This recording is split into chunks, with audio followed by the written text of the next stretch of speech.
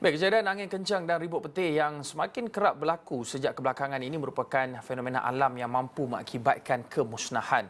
Ia dilaporkan berlaku di sekitar Shah Alam, di Padang Besar, Perlis sehingga menerbangkan bumbung rumah penduduk dan mengakibatkan pokok tumbang. Namun adakah fenomena ini lumrah alam yang tiada penyelesaiannya?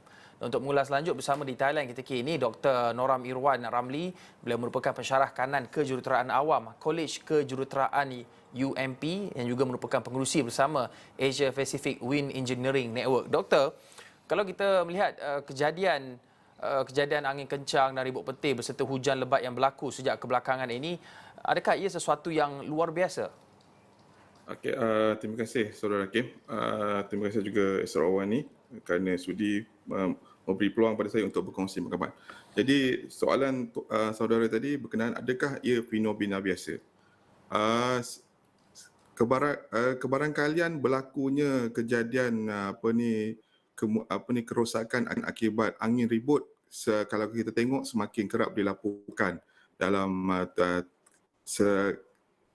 kalau kita tengok semalam di Shah Alam, di Padang Besar dan berbagai tempat. Jadi adakah ia fenomena biasa? Sebenarnya ini adalah satu fenomena yang biasa sebenarnya. Bukan tidaklah sangat luar biasa.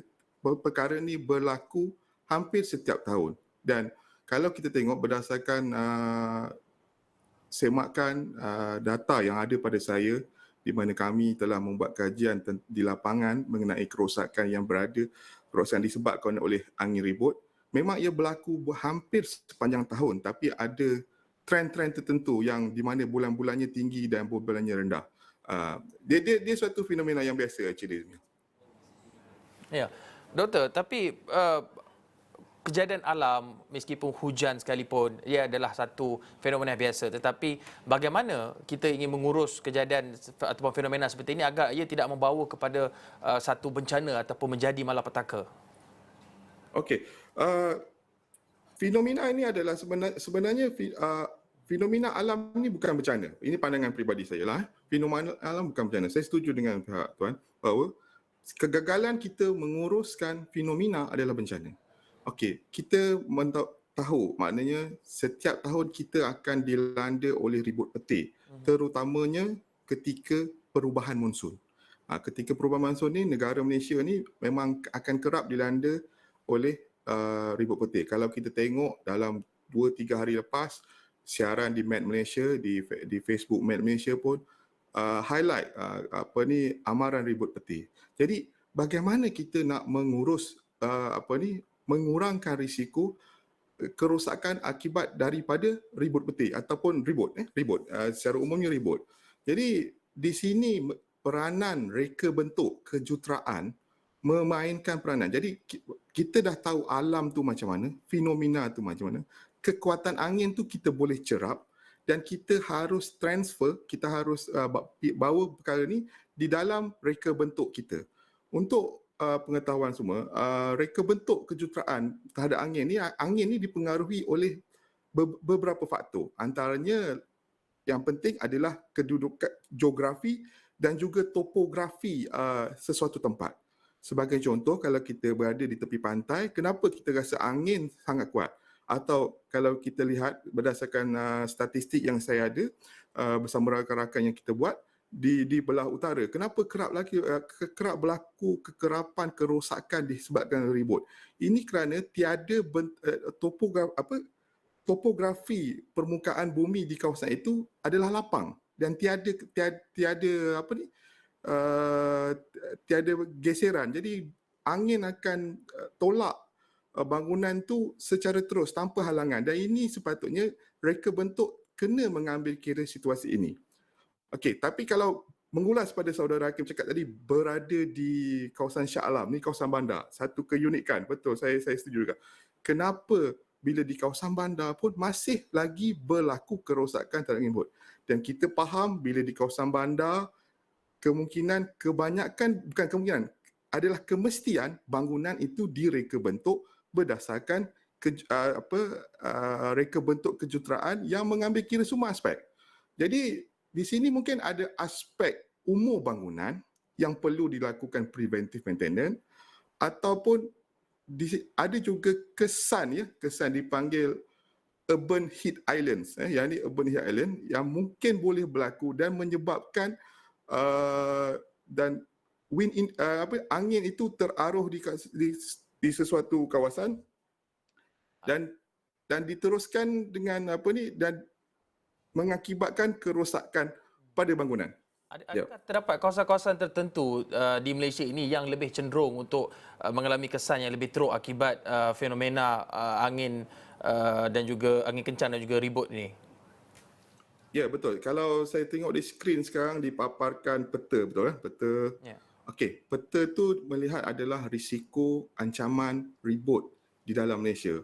Peta ini dibangunkan bersama oleh saya di Universiti Malaysia Pahang dan bersama juga rakan-rakan penyelidik di Disaster Research Nexus yang diketuai oleh Profesor Tak Syah Majid di Pusat Pengajian Kejuruteraan Awam USM dan dari situ kita sebenarnya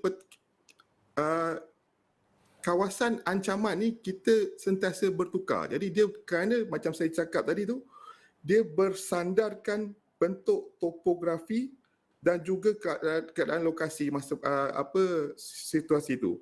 Jadi kalau peta tu kalau kita tengok red zone kalau ada color merah kalau boleh lihat di situ, kita tengok banyak di utara, di Ipoh, di Kuala Lumpur dan Selangor ni dia ada uniqueness because dia adalah angin dia teraruh oleh keadaan penstrukturan bangunan, susunan bangunan. Ini different sikit lah. Ini ada situasi biasa.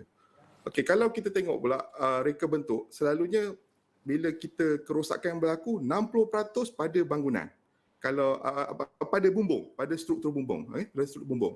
Dan kalau ada visual yang memaparkan tadi gelas pecah, saya rasa benda tu berlaku saya rasa tahun lepas saya rasa di Kuala Lumpur, satu bangunan di Kuala Lumpur.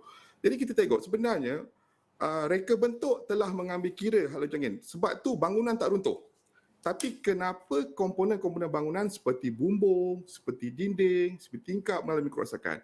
Ini kerana suasana dalam bidang kejuruteraan angin di Malaysia berada jauh berbanding negara di Amerika Syarikat, Jepun dan Europe. Mereka telah mengadaptasi reka bentuk angin ini sehinggalah kepada komponen bangunan termasuklah cladding, bumbung, dinding, tingkap. Ini direka bentuk secara spesifik untuk menerima risiko ancaman ribut. Okay. Doktor, ringkasnya adakah reka bentuk bangunan-bangunan di Malaysia ini mampu mempunyai ketahanan untuk mengatasi ataupun berhadapan dengan cuaca sebegini? Okey, secara ringkasnya kita mengadaptasikan kod dan piawai. Kita ada kod dan piawai di Malaysia yang telah digariskan oleh agensi-agensi kerajaan. Namun kita tiada spesifik reka bentuk terhadap piawaian angin. Okey. Apa yang kita lakukan selama ini, kita merujuk kepada kod-kod piawai daripada British Standard, daripada daripada Eurocode dan juga sehingga kini pun Malaysian Standard for Wind Loading merujuk mengadaptasi kepada Australian Standard. Jadi sebenarnya apa yang kita perlu lakukan, kita boleh guna kod-kod yang daripada luar negara. Namun kita perlu perhalusi dengan data yang berada di negara kita sebab karakter angin pada sesuatu kawasan atau sesuatu negara adalah berbeza. Jadi itu yang perlu kita lakukanlah supaya mengelakkan serpihan yang berterbangan tu yang paling bahaya untuk menjadikan fatality lah, kematian ataupun kecederaan. Okay? Baik. Terima kasih Dr. Noram Irwan Ramli, pensyarah kanan kejuruteraan awam Kolej Kejuruteraan UMP yang juga merupakan pengerusi bersama Asia Pacific Wind Engineering Network.